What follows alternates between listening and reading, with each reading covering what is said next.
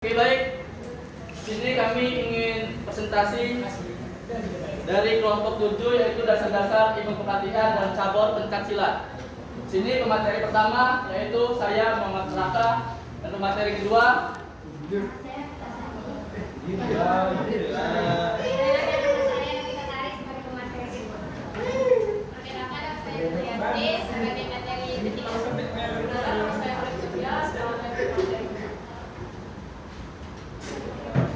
Baik, langsung saja kami presentasikan ya. Yang pertama itu ada konsep, definisi, dan pengertian latihan. Konsep latihan olahraga adalah aktivitas yang dilakukan secara terus-menerus dan berulang-ulang untuk meningkatkan prestasi dan latihan yang baik kepada atletnya. Pelatihan olahraga juga dapat dikatakan sebagai pendidikan yang dikemas dengan menargetkan tujuan untuk menciptakan para pelatih yang akan menghasilkan atlet berprestasi sesuai dengan harapan dan standar penerapan pelatihan dengan kata-kata pelatihan. Olahraga dapat dijadikan wadah untuk melakukan berbagai latihan olahraga yang diinstruksikan oleh seorang pelatih. Next. Selanjutnya, pengertian latihan menurut para ahli.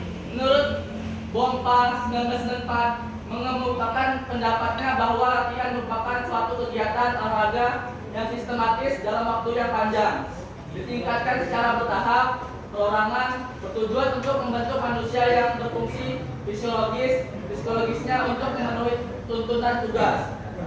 Menurut Ken 1994 bahwa latihan adalah suatu program latihan fisik yang direncanakan untuk membantu mempelajari keterampilan, memperbaiki kesegaran jasmani, dan terutama untuk mempersiapkan atlet dalam suatu pertandingan penting. Next, pengertian latihan menurut para ahli.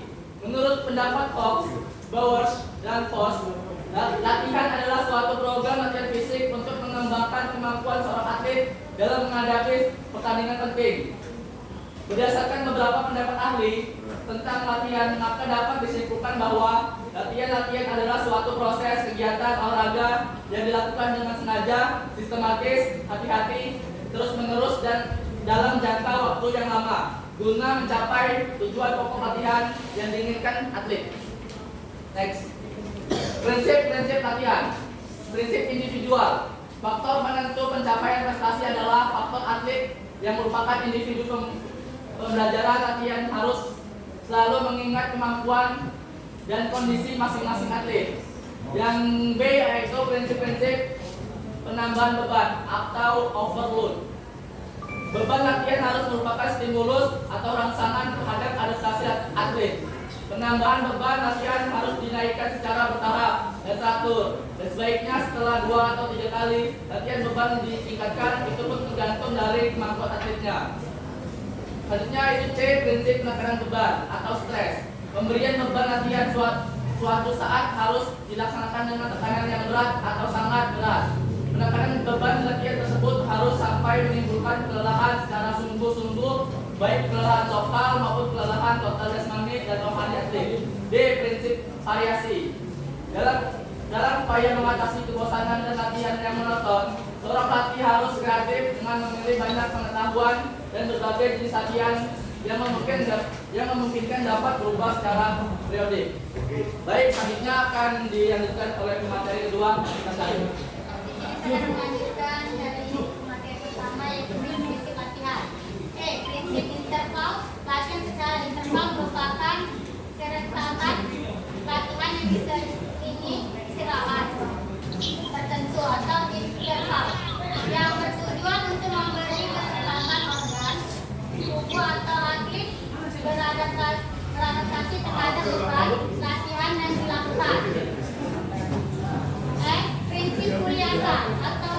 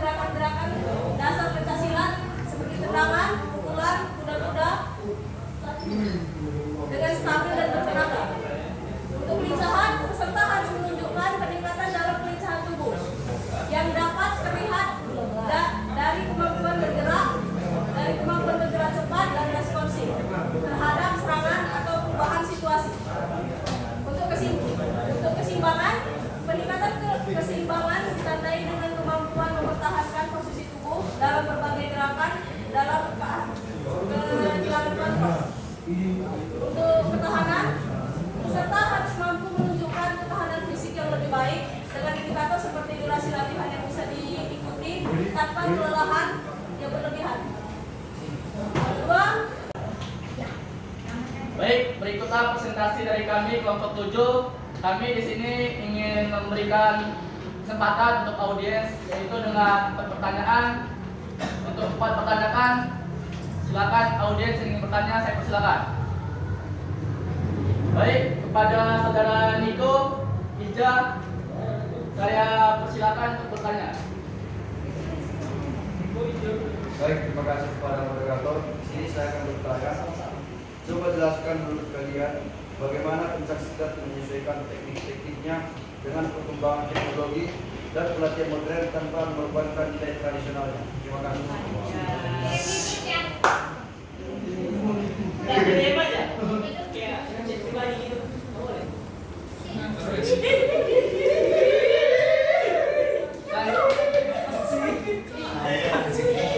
Baik, selanjutnya kepada saudara Ija, silakan bertanya. Baik, terima kasih atas kesempatannya. Mungkin sedikit pertanyaan dan kepada ini boleh digeser slide-nya yang ke slide ini dasar-dasar latihan. Saya geser dulu. Lagi. Udah tanya nama itu. Lagi sebelum ini? Lagi dia. Belum ada. Ah, ini. Lagi sebelum ini. Sudah.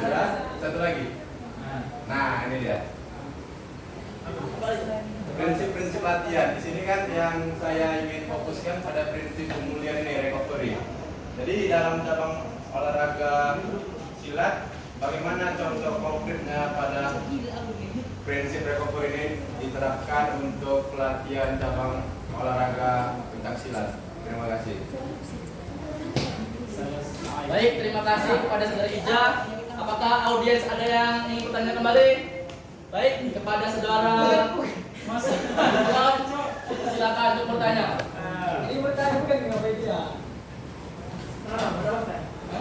Bertanya. Ya, silakan bertanya. Maka nama saya Kebahasia Setiam. Di sini saya ingin bertanya. Cenderung belajar. Ada ijaz.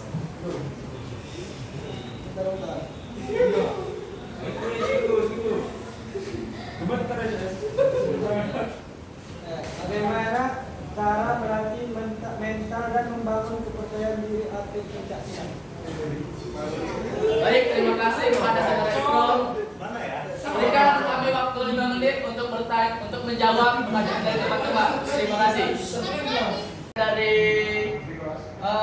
Nicholas Marubaturnip, pertanyaannya yaitu, coba jelaskan menurut kalian bagaimana pencaksilat menyesuaikan teknik-teknik dengan perkembangan teknologi dan pelatihan modern tanpa mengorbankan nilai-nilai tradisionalnya. Ada beberapa cara, yaitu dengan teknologi, yaitu menggunakan infocus. Pelatih bisa menerapkan menggunakan video visual, gaya-gaya melatih yang tradisional, dan bisa menggunakan VR, yaitu virtual reality, yaitu seperti semacam menggunakan kaca ini, kita bisa bertarung ataupun menggunakan pukul-pukulan di dalam virtual reality tersebut. Dan di sini juga kita bisa menggunakan manekin dan alat interaktif. Manekin atau alat latihan yang dilengkapi dengan sensor dapat memberikan umpan balik kepada atletnya.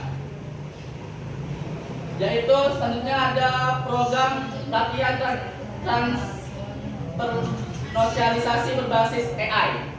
Dengan kemajuan dalam artificial intelligence, beberapa platform latihan pencak menggunakan AI untuk membentuk program latihan yang disesuaikan dengan kebutuhan individunya.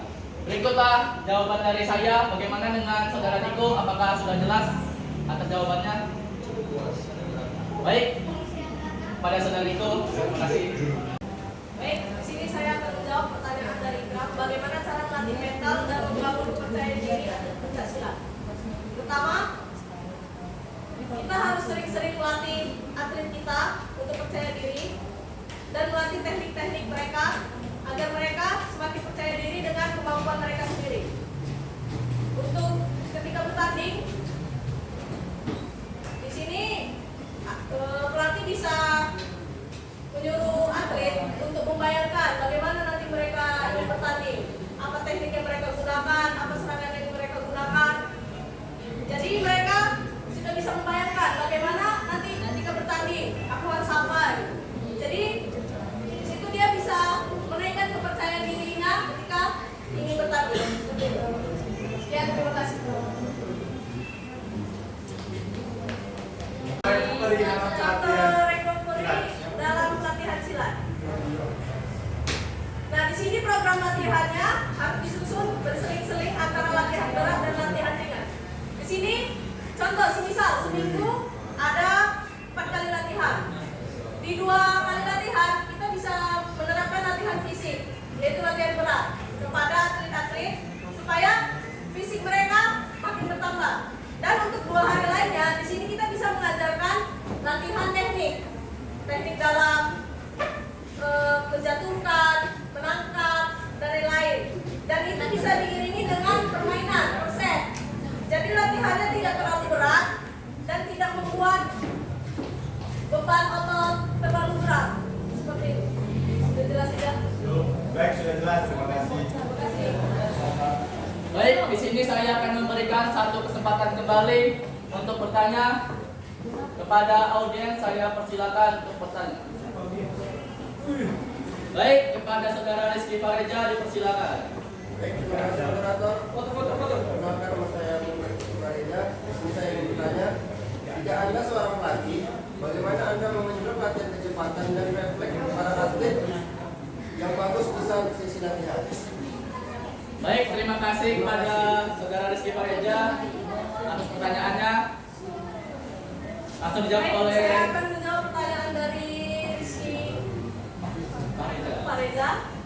Di sini untuk melatih kelincahan dan kecepatan, kita bisa melakukan latihan sprint persen dengan lawan. Misal kita butuh 4 orang, disusun berjejer untuk ke garis finish, dan itu harus cepat-cepatan. Nah, kita juga bisa buat siapa 2 orang terakhir yang kalah itu mendapatkan hukuman seperti push up 10 kali. Nah, jadi dalam lari sprint itu mereka tidak main-main. Jadi mereka bisa melatih kecepatan mereka dengan sungguh-sungguh. Untuk yang kedua itu bisa dilakukan dengan latihan lari zigzag. Kita bisa menggunakan pun untuk mereka lari zigzag dan mereka akan lari sprint juga untuk melakukan itu dan menggunakan lawan juga. Dan siapa yang kalah akan bisa melakukan push up 10 kali seperti itu. Itu sudah jelas? Terima kasih. Baik, terima kasih pada audiens. Berikutlah presentasi dari kelompok kami, kelompok 7 tentang cabur pencak silat. Berikut, terima kasih atas pertanyaannya, atas aktif-aktifnya kepada audiens. Saya ucapkan terima kasih. Assalamualaikum warahmatullahi wabarakatuh. Waalaikumsalam.